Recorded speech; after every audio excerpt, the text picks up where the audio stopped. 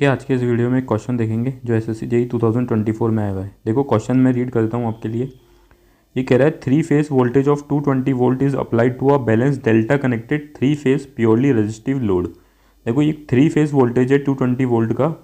ये किस में अप्लाई किया जा रहा है? Applied to balance delta connected three phase purely resistive load में ये अप्लाई किया जा रहा है। तो ये पूछ रहा है calculate the ratio of reactive power to active power. तो अपन से रिएक्टिव पावर और एक्टिव पावर का क्या पूछा गया? रेशो पूछा गया। देखो यहाँ पे सबसे जो नोट करने वाली बात ये है ना, जो लोड है वो प्योरली रजिस्टिव लोड है। ठीक है, तो अपन इसी को ही देखते हुए ये क्वेश्चन आसानी से सॉल्व कर देंगे। तो ये कुछ ऑप्शन दिए हुए थे। ठीक है, तो सबसे पहले देखो power, active power is given by, जो एक्टिव पावर होती है उसका फॉर्मूला होता है 3 into phase voltage into phase current into cos phi.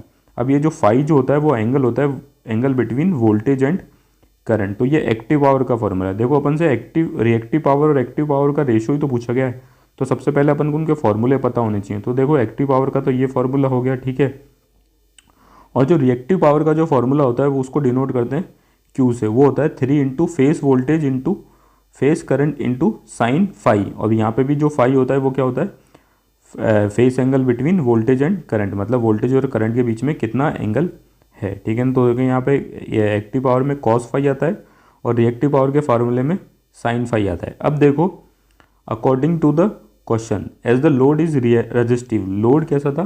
Resistive था। रजिस्टिव लोड में क्या होता है? वोल्टेज और करंट सेम फेस में होते हैं, मतलब दोनों के बीच में जो फेस एंगल होता है वो कितना होता है? 0 डिग्री। तो देखो कॉस फाई, ठीक है, सबसे पहले अपन को रिएक्टिव पावर निकालने के लिए कॉस फाई चाहिए होगा। तो कॉस फाई, यहाँ पे फाई की वैल्यू 0 रखेंगे तो कॉस 0 कितना हो जाएगा?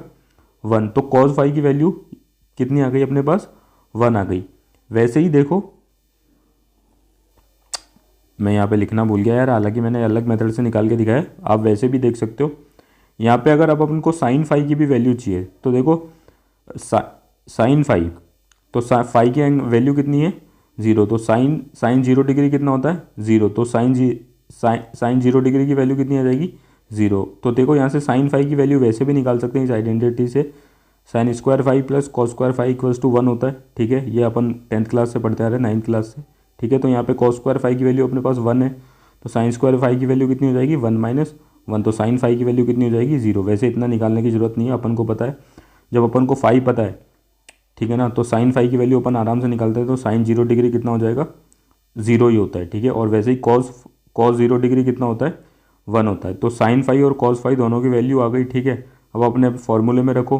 देखो एक्टिव पावर का फॉर्मूला ये था। ठीक है, वहाँ पे कॉस फाई की वैल्यू अपन ने निकाली, कितनी है? 1 है, क्योंकि लोड रजिस्टिव है तो एंगल कितना होगा? 0 डिग्री। तो कॉस फाई की वैल्यू कितनी हो जाएगी? 1। तो ये आ गया अपने पास एक्टिव पावर का फॉर्मूला। वैसे ही साइन फाई की वैल्यू रिएक्टिव पावर का फॉर्मूला देखो। ठीक है, यहाँ पे साइन फाई की वैल्यू अपने पास आ गई थी 0। तो जो रिएक्टिव पावर है वो कितनी हो गई? 0। अब देखो अपने पास रेशो पूछा गया था किसका? Reactive power upon active power. तो रिएक्टिव पावर 0 और एक्टिव पावर ये 3 face voltage into phase current. तो 0 अपॉन एनीथिंग कितना होता है? 0। तो जो रिएक्टिव पावर और एक्टिव पावर का जो रेशो आया वो कितना आ गया अपने पास? 0। तो देखो ये अपने ऑप्शन में भी है, मैं आपको दिखा देता हूँ। ये ऑप्शन करेक्ट है, ऑप्शन सी। Thank you.